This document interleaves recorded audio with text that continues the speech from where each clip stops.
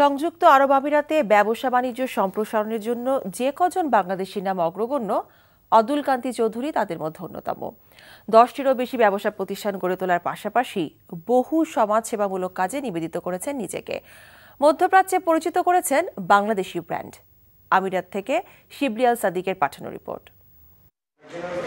চট্টগ্রামের বোয়ালখালী উপজেলার ক্ষুদিরাম চৌধুরী ও নিরবালা চৌধুরীর সন্তান অদুল কান্তি চৌধুরীর স্বপ্ন ছিল স্থপতি হওয়ার, কিন্তু পড়াশোনা করেছেন ইলেকট্রিক্যাল ইঞ্জিনিয়ারিংয়ে। পরবর্তীকালে পরিবারের চাহিদা ও স্বপ্ন পূরণে পাড়ি জমান আমিরাতে।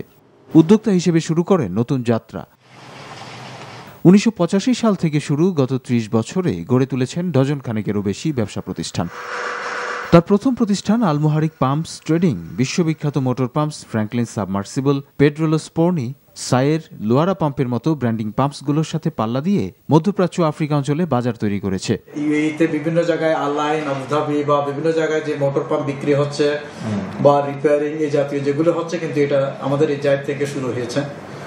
আজের থেকে আমরা আগে আলাইন থেকে শুরু করে আবুধাবি, আলওয়াগন, লিবা পর্যন্ত আমাদের এখান থেকে বেসটা শুরু হয়েছে।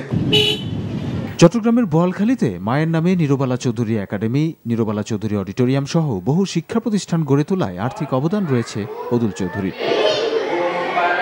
গড়ে তুলেছেন বৃদ্ধাশ্রম, এতিমখানা, উপাসনালয়। খাগড়াছড়িতে ছোট গাছবান শিব মন্দির, মেধসমণি আশ্রমের কামাখ্যা মন্দির, কদুরখিল মিলন মন্দিরে দোতলা কৃষ্ণ মন্দির, বালুয়ারা দিঘির পাড় শিব মন্দির, নেহালপুর বাসুদেব যোগাশ্রম, সীতাকুণ্ডে শঙ্করহাটে অতিথি নিবাস, কালীছড়ি কালী মন্দির, ভান্ডারজুড়ি রাধা বিগ্রহ মন্দির সহ অসংখ্য ধর্মীয় প্রতিষ্ঠান। দাদা যখন আসে তখন তো আমাদের ঘরে জায়গাও থাকে না।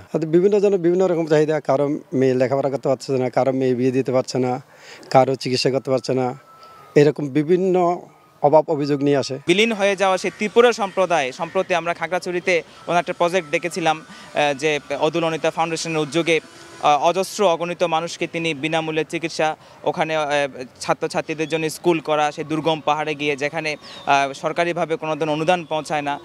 অসাম্প্রদায়িক চেতনার এই মানুষটি শুধু হিন্দু নয়, মুসলিম ও বৌদ্ধ ধর্মাবলম্বীদেরও অনুদান সহ নানা দুর্দশাগ্রস্ত মানুষের ঘরবাড়ি নির্মাণে সহযোগিতার হাত বাড়িয়ে দেন সবসময়।